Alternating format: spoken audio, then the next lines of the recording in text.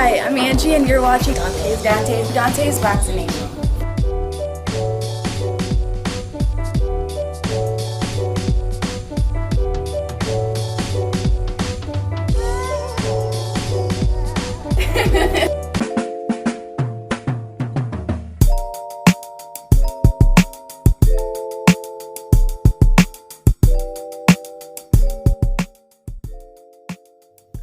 Now I want to introduce my man Lock 12 to you guys. He's an artist and he has some serious heat on his SoundCloud. And the reason why I say serious heat, because he ain't just rapping, he's got a serious message. So I want you guys to show that love, man. Show that love by going on SoundCloud, following his page, and checking out his music. I'll put the link in the description box.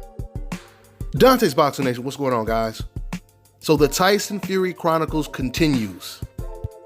There's been a lot of fans, for obvious reasons, that have been defending Tyson Fury when it comes to him cheating, when it comes to him being under investigation. And it turns out that Tyson Fury's health insurance is so good that a lot of fans that are defending him in the comment section, they're even admitting they believed he cheated, but they said, so what? He won the fight, he's better, and Deontay Wilder is trash. So their logic is, as long as the guy that you cheated against was trash, it's justified that Tyson Fury cheated. But isn't it supposed to be the contrary? I mean, why would you have to cheat against a guy who's trash? That's like Tyson Fury getting in there and cheating against someone that's a complete tomato can. You know, someone who has 10 losses and 5 wins. And that's the guy he decides to cheat against because the guy is trash. It doesn't make sense, does it? You would think that if a person is going to cheat, it's because he feels that this guy is the most dangerous opponent that he's been in the ring with. So I keep telling you guys, the cover-up is starting to become a bigger story than the whole Tyson Fury investigation. Because Tyson Fury, he has the complexion for the protection, which is his hope insurance. And you know what? Since there was some Tyson Fury fans saying, hey man, this has nothing to do with race, why are you even mentioning race? I told you guys in my last video, just because you said that, I'm going to put up the comments that Tyson Fury fans have been posting to celebrate Tyson Fury's win. But before I do, once again, I want to thank all of you guys that have been supporting the channels and the websites that I've been promoting, because you guys have been flooding these brothers' channels with new subscribers. So I really appreciate that. So if you guys haven't already did it, I want you guys to subscribe to my man Tank Commander Zulu. Subscribe to his new channel. It's growing fast right now. Matter of fact, he has a new message for you guys. Check it out. And remember to go out and support Dante's Boxing Nation. A salute to Dante's Boxing Nation and the entire DBN family. What this brother is doing for new YouTube content creators is phenomenal. The brother has been promoting my channel, and just in a couple of days, he has drawn multiple subscribers. So once again, thank you to Dante's Boxing Nation and the entire DBN family. If you want to grow your channel, if you want to promote your business or what you have going on, Dante's Boxing Nation is the platform where you want to be. This brother really cares about his people. Salute again to you, Dante, and the entire DBN Nation. And with that, family, remember, fear no man but God, baby. No man but God. Tank Commander Zulu, signing out.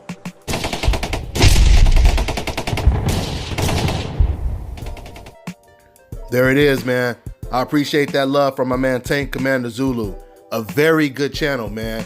He speaks on a lot of real issues. Make sure you guys subscribe. You can either click on the link in the description box or just go on YouTube and search Tank Commander Zulu. Let's get this man's new channel to 1,000 subscribers. He's almost there now. And like I said before, if you guys got a problem with me supporting these brothers and sisters, helping them build their platforms, or these ads are just bothering you so much, please just stay off the channel and let us continue doing what we're doing over here. Okay? Let's get back to it. Now I'm gonna show you guys just a couple of the comments and then we're gonna talk about it. So first up is Adrian Gonzalez. He says Tyson Fury beat the blacks again, aka New Media, haha. That's 2 L's, hold 'em monkeys. Then you got this guy with this Spanish name that I'm about to butcher, Zaristos Elenas. He says, you black, after the gloves is a farmer, in after this end, this Tyson, fuck, whatever, bank learn to loses. Now, even though we can't understand almost nothing he just said, one thing we do understand is when he says, you black. Then you got this guy that says Deontay Wilder fans cannot accept that he got turned into a slave. You know, as I was reading this to you guys, I kept thinking about that old NWA album. Remember when NWA, when they diss Ice Cube and they got that clip that plays, here's what they think about you, here's what they think about you. And then Ice Cube, he came back, here's what they think about you, here's what they think about you. Well, guys, here's what they think about us. And even though it's not all Tyson Fury fans, the fact that you have anybody posting comments like this confirms this fight has a lot to do with race. And the funny thing about those comments that I just played, none of those were guys from the UK. I keep telling you guys, when it comes to boxing, the UK is completely different. You guys always hear me exclude the UK fans. I don't even care what the UK fans say when they want to defend Tyson Fury. Because as far as I'm concerned, that's what they're supposed to do. You know, they're biased by default. That's what they're supposed to do. So I don't even really take their comments serious when they, you know, send comments, hey mate, this is BS. That's what they're supposed to say. But what doesn't make sense is those comments were most likely from people living in America. That's where, once again, the racial component comes in. Because you will never in your life see boxing fans that are not black celebrating a black fighter beating a non-black fighter from another country. It has never happened in the history of the sport, and it never will. I remember watching Tommy Hearns versus Roberto Duran a couple years ago on YouTube. The fight took place in Las Vegas, but to my shock, as Tommy Hearns, the American, was walking to the ring, he was showered with boos, and they were cheering Roberto Duran. What do I keep telling you guys? Boxing is based on race, nationality, and pride. When it comes to America, boxing is based on race solely. When it comes to the UK, boxing is based on nationality. When it comes to Mexico, it's all of the above. Race, nationality, and pride. Now, before I continue, let me go ahead and show some love to my man, Nate Drink One. I want you guys to go ahead and subscribe to his channel. He covers hip-hop battles, he covers all the sports, and he has a really good podcast. It's kind of like an ESPN style. It's called A Drink of Wisdom. So make sure you guys show that love, man. It don't take nothing but a minute to hit that subscribe button. I'll put the link in the description box. Now let's get back to business. And let's get back to hitting you guys with complete facts, because none of this stuff is speculation. How is it possible that when someone like myself is reporting or addressing the racism that exists in the sport of boxing, someone posts a comment like this? We're all human. You need to stop focusing on skin color. Then someone else says you need to stop spreading all the racist shit. Now, this is why I call these people closet racists, because they never respond to those comments that I just played earlier with racist fans calling black people monkeys and slaves, etc., etc. They never say to them, we're all human. Why are you focusing on color? Stop spreading the racist shit. They never say this to them. That's equivalent to someone who doesn't have a problem with the actual criminal, but he has a problem with the people that call the police on criminals. What does that make him look like? It makes it look like he's one of the criminals, right? So if you don't have a problem with the actual racist, but you have a problem with the person blowing the whistle on the racist, you're most likely one of the racists. So for you fans that say, hey, you know, I'm not a racist and etc., and I have black friends, etc., how come you guys, if you're not racist and you do have black friends, how come you don't respond to the racist, but you always respond to the person, the black person addressing the racism? We know what time it is. When it comes to America, can you think of one generation, can you think of one time in the history of this country where the majority of white people agreed with blacks when it comes to racism against them, when it comes to racial injustice or racial double standards? The answer is never. There's never been a time, especially in America, there's never been a time where the majority of white people admitted there was a serious racial problem in the country. So if they didn't believe it back in the 30s, if they didn't believe it back in the 60s, and they don't believe it today, how are they credible at all? I'm once again talking about the people that try to act like they don't see this racism, it doesn't exist, and why are you even talking about it? You annoy me because you keep talking about it. This has always annoyed them. Since day one, addressing racism has annoyed them. In fact, they were even more annoyed when the racism was worse 50, 60 years ago. Did you guys know that in the 60s, they did a poll on who the most hated man was in America? Do you know who came in second place? Martin Luther King. Think about that for a second. Do you notice it's usually always the black person that's addressing the racism that receives the most hate from his counterparts?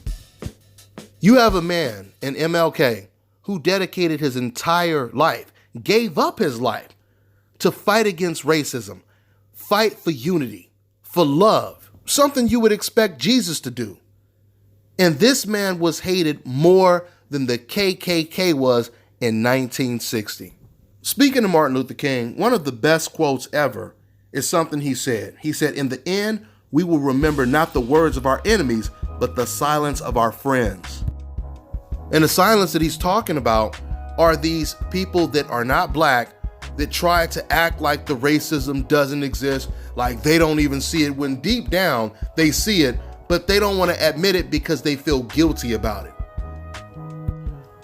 I got news for black people. Those type of people that do that, they're not your friends. And those are the type of people, if you know people like that you consider your friend, those are the type of people you need to cut off. Because when stuff like this is going on, if they really do care about you, then they should be addressing this just like they would address it to me. Just like they would come on my channel and say, "Hey man, we're all the same color. Stop spreading this stuff. Stop focusing on color, etc." They should be saying the same things in defense of black people when they hear racist people say this stuff, right? That's how it's supposed to work. And that's how you heal racism. The reason why racism will always exist because of the silence of everyone trying to act like it doesn't exist. It makes racist people more comfortable in their skin. No different than a criminal on the run. When the news is not talking about him, when there's no posters all around and they're not reporting the last car or the last city he was seen in, he feels more comfortable, right? Because he's under the radar. Attention is the last thing he wants, right? And this is why the racists don't want us reporting this kind of stuff, because it shines a light on them and it makes them more uncomfortable with being a racist. That's why whenever a black person talks about racism, they never try to debunk anything that they never try to refute anything. They usually just try to shut you up. They try to suppress the message because that's their only weapon against someone addressing the racism that exists. They know that everything you're saying is true. So all they could do is try to put the gag order in effect, right? I mean, it's no different than some witness who's about to testify and put some mafia or some gangbanger in jail, right? So now that the gangbanger, the suspect knows that he's probably going to be facing jail time, what does he do? He finds a way to get in contact with the witness before he testifies, and they threaten him by telling him, "You're not going to say anything when you get on that stand, or we're going to kill your ass," right? They want to shut him up because they know that he's about to tell the truth. They can't afford for him to tell the truth. This is exactly what the racists do. They know you're telling the truth. All they can do is try to shut you up before you get to that witness stand, right? See, back in the day, they did things differently. If you had a civil rights leader, if you had any powerful black person that had a message that was resonating, they would send the KKK to that black man's house and tell him, look, if you don't stop stirring up trouble for the good niggers, we gonna come over here and kill you. That's how they used to shut up whistleblowers back then. But today, they do it differently. Today, they use little terms like, hey man, stop race baiting, stop playing the race card. And because they have such large numbers, when they're saying this to black fans, which are the minority, you hear it from so many people that some black people will actually get afraid to put the message out there because they're hearing so many of these people say, hey, shut up, we don't want to hear this, we don't want to hear this. It's a very effective strategy because once again, they have the numbers. And what I mean when I say the numbers, let's put it this way. Imagine if you were in a room with 50 people, right? And you got into a conversation about math. And all of a sudden, all 50 of these people was trying to tell you 2 plus 2 was 8, right? And you're like, no, it's not, it's 4. And they're getting angry with you and they're like, you're so stupid. And you know, that's why I don't like this guy, man. Everybody knows that it's 8. Even though you know the answer is 4, when you got like 50 people telling you, it'll start making some people second guess themselves. Like, damn, I could have swore 2 plus 2 was 4. For years, I could have swore, am I tripping? And then they start second guessing themselves. And this is the reason why you will have some black people on the internet that will defer to every single thing that you will usually hear a racist person say about black fighters. For example, before you start hearing these fans, you was thinking Floyd Mayweather was a pretty goddamn special fighter, right? But after you got thousands and thousands of fans saying, oh, the guy is boring and all he does is run, etc., etc. And Andre Ward is boring. And who has Terrence Crawford beat? He hasn't beat anyone. When you have this huge majority of non-black boxing fans saying this to you, filling up your comment section every day, that could wear on a black person with skin that's not as thick as mine. Let's put it that way. And eventually he could be like, you know what? Let me just go ahead and say what they're saying just to see if I get a better reaction from them in the comment section. Because I'm noticing whenever I say something good about these black fighters, they're like, oh, shut up. You black people this and you black people that. So let me try to, once again, defer to what they're saying. Because I don't want them calling me racial slurs in the comment section, etc., etc. So this person, he defers to what they're saying. And now those same Nazis are saying, yeah, now this channel is better. Now I actually like your channel. You keep this up and I'll keep watching your videos. Just don't let me hear you start praising these black fighters, especially over a non-black fighter. And that's how you get those type of people doing YouTube videos or talking boxing, period. The truth has never been a popular narrative in the sport of boxing. But this is the reason why those type of fans, they can never conform me. I'm always going to speak the truth because what I realize is these fans, they're going to call us whatever they're going to call us, regardless if we try to agree with them or we just speak the truth. Because if you look at those racist comments that I showed you guys at the beginning of the video, that guy, he's not just talking about the people who believe Tyson Fury cheated. He's talking about, or all three of them, they're talking about all black people. When you using references like monkeys and slaves, they're even talking about the black people that are fighting for Tyson Fury right now. They're talking about anyone that looks like Deontay Wilder. So if you're gonna call me some racial slurs, you're gonna do it while I'm telling your ass the whole truth. The truth is like kryptonite to these decafs. And I'm gonna keep giving it to them if they stupid enough to keep coming over here and watching all my damn videos like they keep doing. And you see, that's how we know deep down in their hearts that they know all of this stuff that I'm saying is true. Because if it wasn't, why would they keep coming back every damn day? right? Like if I got a restaurant and you the first person at the door early in the morning, as soon as I open the restaurant, you ready to be served. They can't stop watching because they know it's true. They just hate what the truth is. They like, God damn it, let me listen to this damn DBN and more of the truth that I don't want to hear. I mean, it sounds crazy, but it's the truth. They know it's true. You think I would listen to someone who I thought was racist, was a liar, didn't logically make sense? I would never listen to someone like that. Even if somebody tried to send me a link to listen to what that person had to say, I would never listen to it. But man, I can't pay these fans to stay off my channel. So that tells the whole story right there.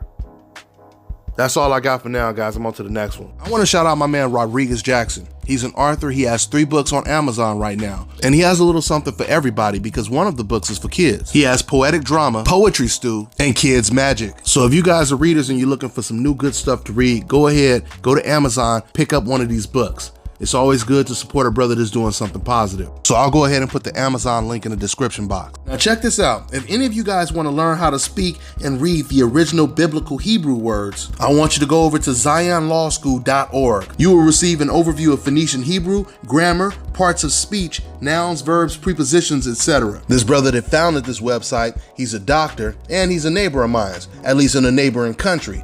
Because you know I live in Thailand and he lives in Vietnam. Now he's also selling 3 books, and each book that you buy comes with free online live courses. He has Phoenician Hebrew 101, I Can Read, and 911 Iber Yath Rescue. So if you want to learn more about your roots and you want to learn how to speak the original biblical Hebrew language, I want you guys to go over to zionlawschool.org.